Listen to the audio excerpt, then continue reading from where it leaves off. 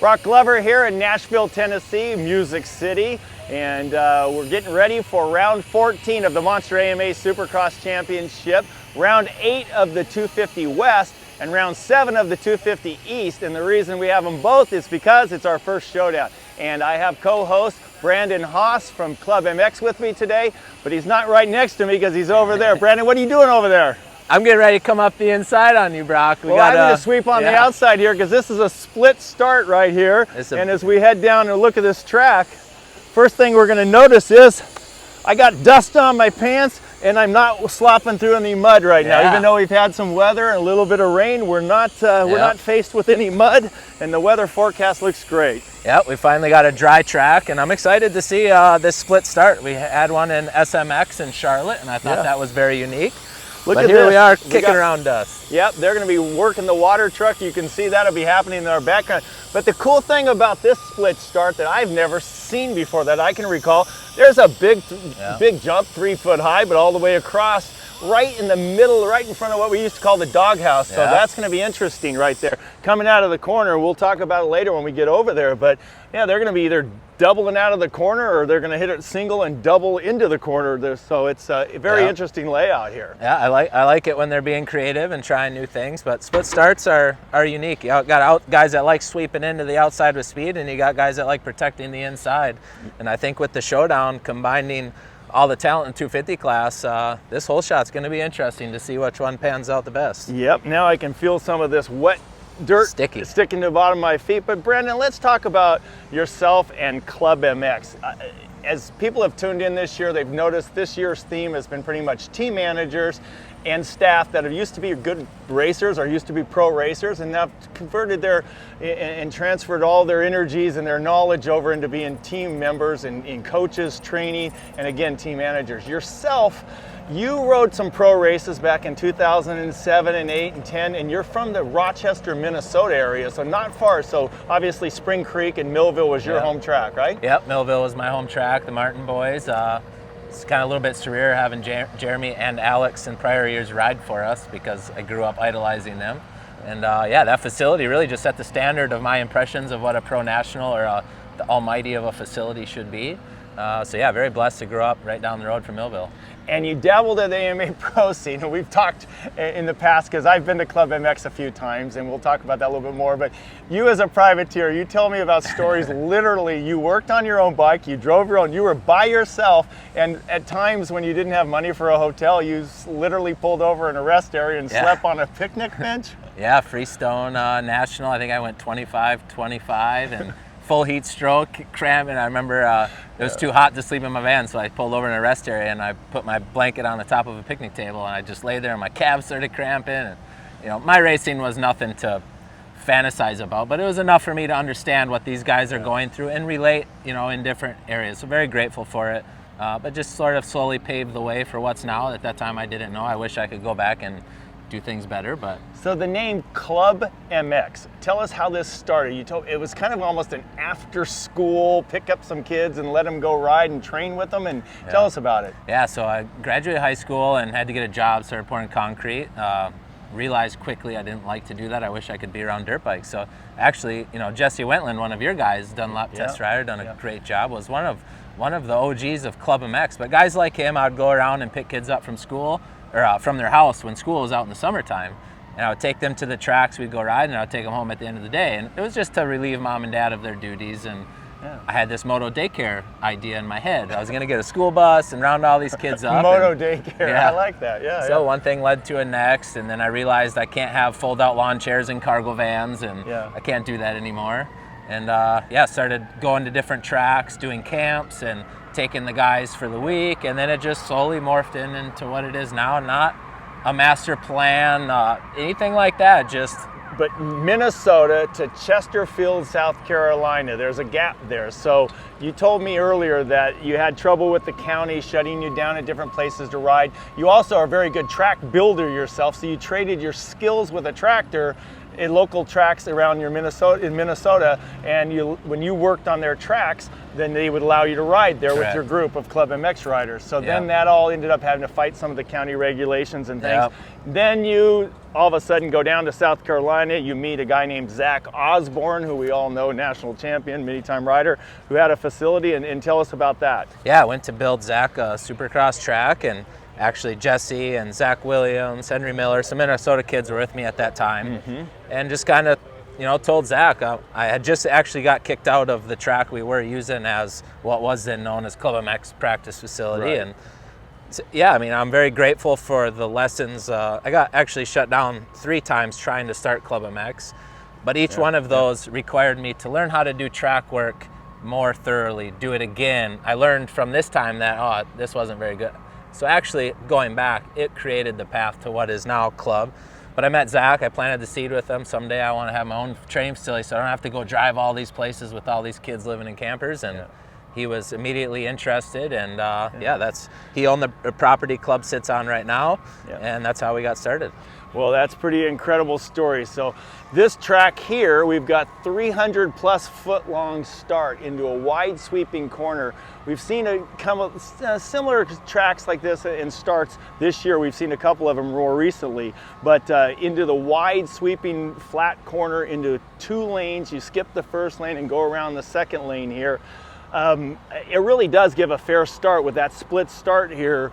Outside or inside, I think your riders have a great chance. It does, and I think with this we're splitting a couple lanes here. Really, I think you're going to see some drifting out wide and maybe some inside opportunities left open. But this is very interesting too, going into basically a full rhythm section right out of this forced corner. This is immediately abrupt, so this is going to be a vocal point of the track. Who can execute this opening rhythm on the start and separate from the pack? Yeah, you'll definitely be able to gap yourself if you're able to set yourself up to do the rhythm section properly. And again, we've seen a lot of the tracks where they go from the 3 foot, 4 foot, 5 foot rhythm section. I mean, last week it was unbelievable. I was watching Jet Lawrence jump that triple out of the corner, going to a 3, and he's clearing a 5. But these are all about the same. I want to call these look about 3.5 to 4, right? Same height all the way through right here. So we have 6 in a row. I would call these like hybrids. These are kind of like 4-footers, but you're right. Tough ones. And unique. Pocket and the ground's pretty firm again. We're certainly hoping that the track will not be one of the ruddy ones. We talked earlier before we started this and how you were saying the same thing. It'd be nice to see a track that just wasn't full of ruts. These guys have really had to battle the elements. The nice thing here at the Nissan Stadium, they built this stadium, and it's one of the original old concrete stadiums, and now they're coming out with a brand new one. Right next door where all the pits were the previous year, they're building a new $2.1 billion domed stadium. So yes, we're gonna have a dome here eventually. I don't think it's gonna open until 2020, I think 2027, but still, we're looking forward to, because Nashville is becoming one of the favorite stops from all the riders. It is a favorite stop, no doubt about that. The Southeast is always great, but I think Nashville, with the environment and the life and the ability just to go right across the bridge to downtown, is pretty unique. Yeah, it's a lot of music, a lot of bars. The teams travel, and we're in the middle of all these cities, and this is one where you get to go walk around and enjoy it. Yeah, a lot of the staff brings their wives and girlfriends and because they really do. It's a great town. Great town, they're building that new stadium for sure with the target of having Super Bowls, Final Fours, college playoff games. So, Supercross will benefit after all that. So, coming into this corner, the Rocky Mountain ATV MC corner here, full 180 right off the bat. So you go big sweeping first corner, second corner here, 180, and into another kind of what, for these guys are basic as you come into just a simple double into the triple after that. So I don't think this is too difficult of a section. This other rhythm section of 6, who knows, we'll see maybe 3 and 3 or 1, 2, 3, well, who knows? We'll see what the rhythm section there is. But judging by that dirt, it's gonna be crusty on top, but there's some soft spots. You can see the equipment impressions where it's sunk down into the dirt, and I think they did a pretty quick build trying to get this track covered up for the rain, and they did a great job. As always, the Dirtworks crew is incredible with what they're able to pull off. But even these kind of spongy impressions of the equipment goes to show that there's some moisture underneath the dry dirt. So time will tell. But yeah, so after you got done racing, personally, you won the Loretta Lynn's title, and 20, was it the 30 class or 25 plus? I'm sorry. 30 plus. 30 plus class, and you went 1-1-1. I think 1-2-1 or 1-1-2. I thought you won all 3 motos. I was giving you credit for winning all 3. I think 1-1-2, but I don't remember. Okay, so regardless, having a lot of success, and that was pretty cool for you to be able to kind of come back after riding with all your guys, your Jeremy Martins, or different people at ClubMX, and then go, okay, I'm going to start riding again. And I remember Justin Brayton used to practice a lot at your place, and you told me that there's been a little sighting recently where he's been riding a little bit again, huh? Yeah, JB's been one of the OGs at Club as well, but he got the itch to ride again, and he's been back, starting to get back in the motocross groove, trying to keep the body in shape. But Loretta's was a pretty incredible experience. I went there just with the intentions of I just want to have fun racing and kind of do that. But see here, they took the double out of this. They took the triple out of the middle one. This was a rain prep. Yeah. So this was originally in their mind. The forecast was much worse than ended up happening, which is great news for all of us. But they took the double out of the middle, or the triple out of the middle, the single jump in the middle, and now you just got a big double, same distance. And it's a great job here. So your team, what decided that you needed a team as we land here? We're going to go into a sand section. And a lot of the sand sections that we've had have been left-handers, but this is a right-hander, so it makes it a little bit trickier here. So you got to in and out, big sweeping, less rollers, bigger rollers on the inside, but these guys nowadays, I don't even think it seems to slow them down. They hit it and jump. And this is a little more unique sand because if you look at it, this is actually a really long corner. Yeah. Normally we have more of a traditional 180 or just that brief moment of straight. And so coming through this sand section right here, it always catches me surprised when they do that. They tell me all the pyrotechnics have already been done, everything's been done in the pre-show, and then they, you never know when the national anthem singer is going to show. So it's always, as mentioned, love to hear it. If people have the patience to sit through it, no problem, man. So looking at the track, a little shorter than last year here, but you look at last year and you think about, I always talk about the history of a venue. Nashville doesn't have a whole lot of history. It's a brief moment there because you have two Supercrosses that have happened here back in 2019, and then you had one last year here. So kind of a little funny part about the history, I was looking back, that they've been manufacturer sweeps each of the 2 races. The first one, back when 2019, Tomac won on a Kawasaki and Martin Davalos won on a 250. Wow. Then last year, it was a Chase Sexton Honda, Hunter Lawrence Honda sweep. So manufacturers there. The one thing that happened here last year that our new championship tied for the points lead, Cooper Webb probably would like to forget, is that he had a little get off in the heat race and he never made the main event. People don't realize he was in second place in the championship behind Eli Tomac. And I think he was only 10 or 11 points back or something. It wasn't very many. And he was definitely in the championship hunt. And then to have himself get hurt, and then Chase Sexton was in third in the championship, ended up being our eventual champion last year. So you wonder, Cooper Webb, you think about, at Dallas, he's always had so much success. And you think about, as an ex-rider, you always felt comfortable, I'm sure, at a certain track. I know I did. And then you get to something like this, and Cooper has that bad memory from here last year. What does it take mentally to be able to erase that?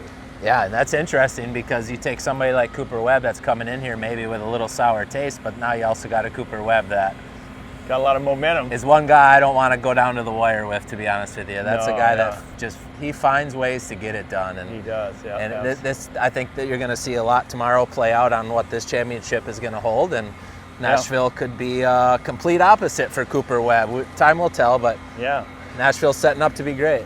So coming out of that sand corner here, now we're going the opposite direction on the starting line here. Kind of a unique layout. Yep. And then we're going to go into a real tight corner here. But depending on how you get out of that corner, the entrance here, and I'll have Derek turn around for the camera to see from the rider's point of view here, that entrance to that corner is tight. And you wonder if they're going to pull that Super Motocross corner marker, if they're going to play with it during the race to see what it's going to take to make this corner layout how they want it, because man, you could get some real stuff jobs here. Yeah, and a lot of passing. I think they will play with this because the way it is right now, I don't think you could even get to the beginning of this jump. But this will be interesting because this is also a unique rhythm section leading up to a finish line that we don't always see. The options like a mini rhythm leading into a finish line.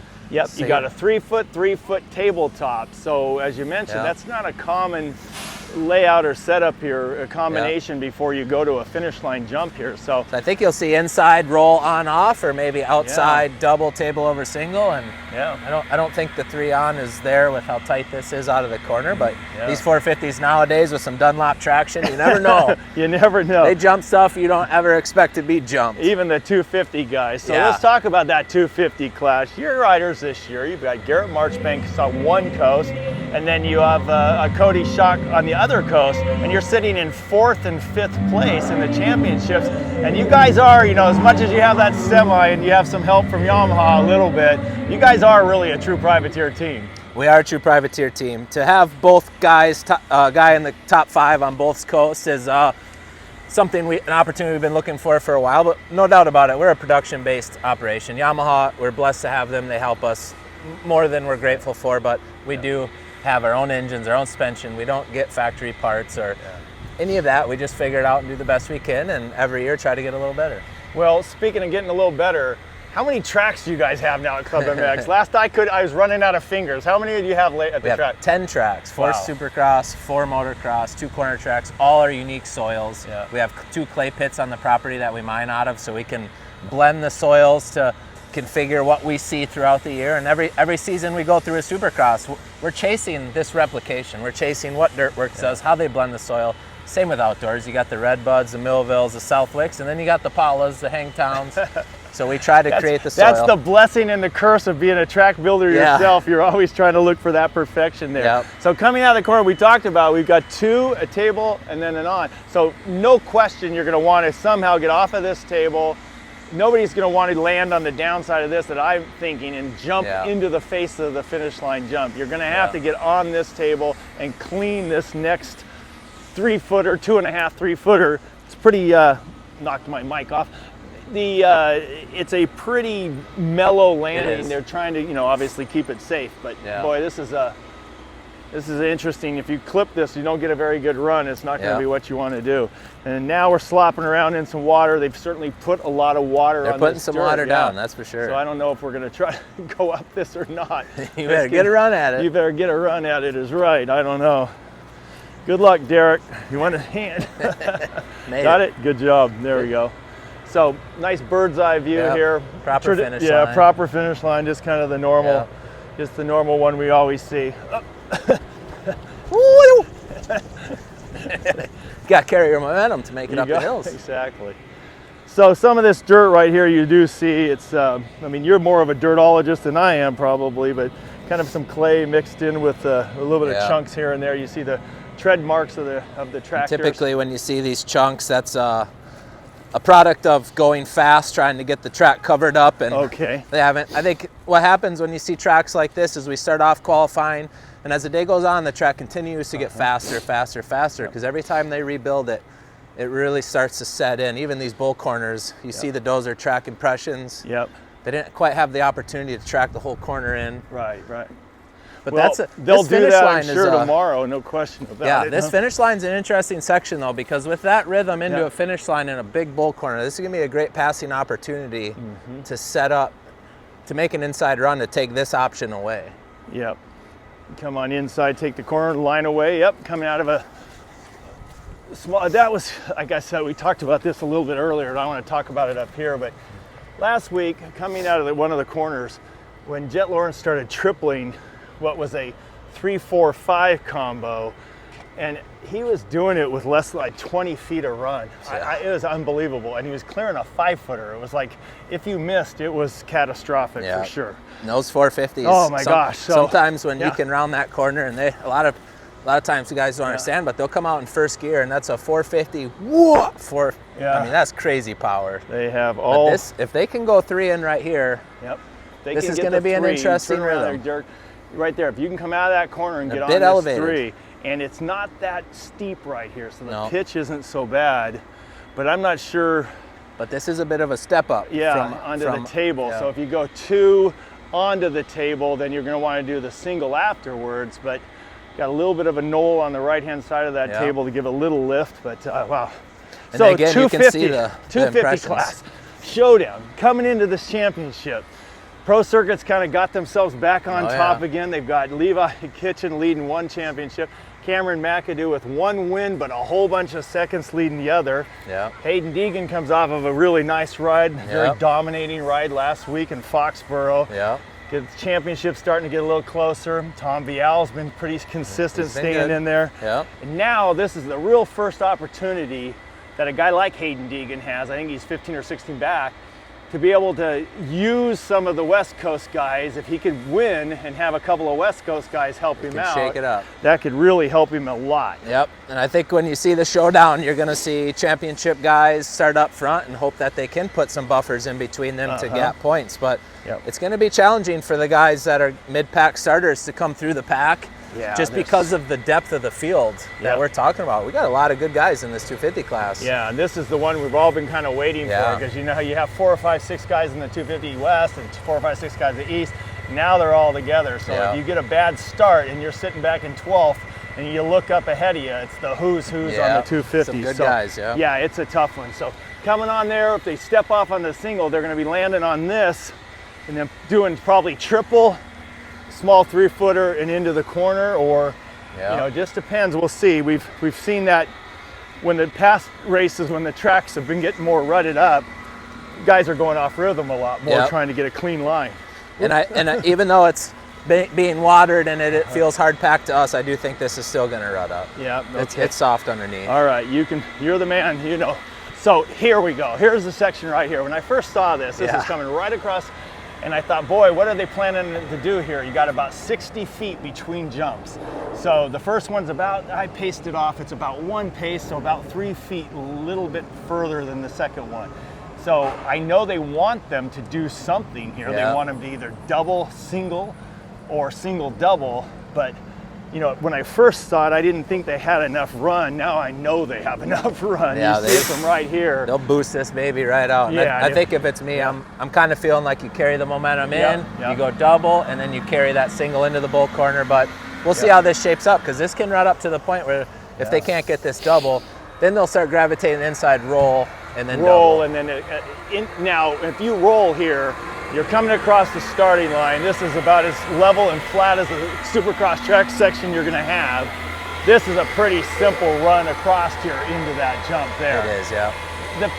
The pitch of the jumps looks pretty steep. It's pretty steep, yeah. It is, so it's going to throw them up high, and I think that's what they're looking for. So visually, this is going to be a lot of fun to watch, because the riders are going to be high. They're going to be pretty much above all the scaffolding and all the starting line area. So this is going to be pretty cool visually to watch. This will be cool. I like the section. I like the split start. I like the creativeness that they're playing around with some new ways of going racing. You got it. So we can see all the behind the scenes activity happening right now.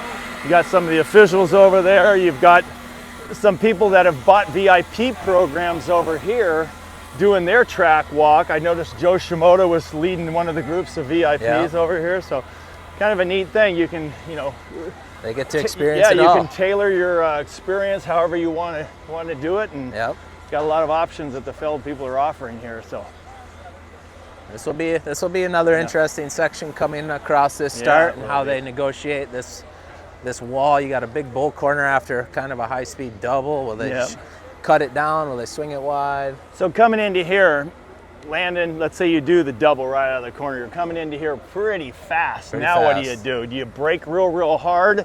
Because you've got a wall jump immediately after this. Last time I saw that wall jump kind of had the same feel to it was at Indianapolis. Yeah, that's right. And then that towards the end of the Triple Crown there, Jet Lawrence was jumping into the whoops, and it was definitely much quicker. But here, they've kind of learned from the last time, when you have it all even across, the left side gets to be the line of choice, and then it makes more one line. So what did they do here? They made it harder to get to that inside, but once you get there, you get rewarded with a much less kick of a jump. That's right, And then you've got your full, this is just a complete wall there. Big wall. Probably hard to understand that on video, but that is straight up and down. Yeah, this thing is basically straight up and down. This will be a hit on the bike. Yeah. For sure. And also it's physically taxing when you're hitting walls like that. It's a lot of energy. Yeah, a lot of energy. So immediately after this, Derek, you can see where Brandon and I are standing up on top. So you've got this lower level, so no question they can clear that onto that. But if you hit this thing hard enough, it's the gap is narrower over here, so you're going to be higher in land, but then you've got a single, and then you go into a fairly good sized set of whoops.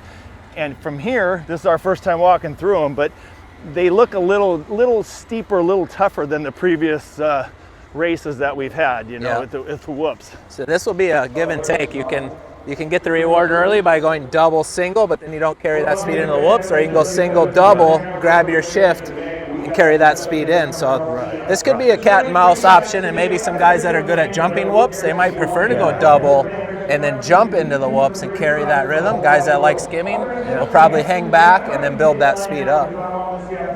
Very good. Well, are we battling lurch there, I think, on the mic? That's going to be a hard one. So coming into here, again, you're either going to land, you know, if you jump the first one, I don't know that we're going to see anybody jump all three. Do you think that wall? I don't think so. I think that's too steep. Yeah. So if you clear two and you hit that, you can single right into the base of this. And then at that point, because you're hitting so firmly into the bottom of this, you're probably going to kind of go up high, which makes skimming harder. You might start jumping. So we're going to probably see some skimming and some jumping, and just like we have in the past. And judging by this dirt, these whoops will pack down and kind of get that hard base where I think you're going to see skimming and jumping tomorrow night. Oh, good. Which I think is great. I don't think it's that great when it's just jumping or just skimming. That combination, it's hard to get that obviously, but the trick to this also, we don't see this very often, is a flat corner after a set of whoops. Yeah, so again, so for coming guys out of here, that's if tricky. you turn around, Derek, there, when we're looking out here as a rider, you're coming into this, and the whoops go straight into a flat corner, which is your first, the first corner of the racetrack, and it really doesn't set up. It doesn't allow for much of pre-turning, so you're going to have to back off, slow down, and get your bike turned before you get on that tight corner, because you don't want to go flying out towards those monster tough blocks. The trick for the riders is going to be decelling with still 3 or 4 whoops left to go. Yeah. So that's where you're going to see some guys figure out how to fall into a whoop and possibly rhythm out to grab this. You're going to see some guys get kicked and they're going to go all the way out, or you're going to see a jump line where they can execute and tuck a tight line. But this will be a challenge for good skimmers to decel and then try to hook that. Yeah, absolutely. I kind of like this. Yeah, this is it's a nice layout. Track looks good, firm track. Yeah. Soil looks fairly good. Weather report looks promising. So I'm looking forward to a super day of racing. And again, the Showdown is just what fans of the sport, you have to love watching the Showdown and to see the race. And even for us coming racing, we're looking forward to it too. Yeah, absolutely. And so again, remember, we got to love moto, stop cancer. So look for some of these St. Jude's, as we're hearing right here from Dab Hubbard. So we did a visit yesterday with Ryan Dungey and some of the other riders. Went down to St. Jude's over in Memphis. It was very moving, and it's a great, I think this is our 7th year of Supercross supporting the St. Jude's Children's Research Hospital. So amazing organization, no question about it. So if you get a chance to bid on any of these prizes and everything, it's very good. So we're going to wrap this thing up. Thank you for tuning in, and Brandon, thank you very much for giving the co-host and your expertise. And we all wish the ClubMX guys a lot of success. And you've got your vets and your rookies and your younger guys over there. So good luck with it. Thank you. Thank you. Watch for a lot of passing there. If you win the race, you light the candles.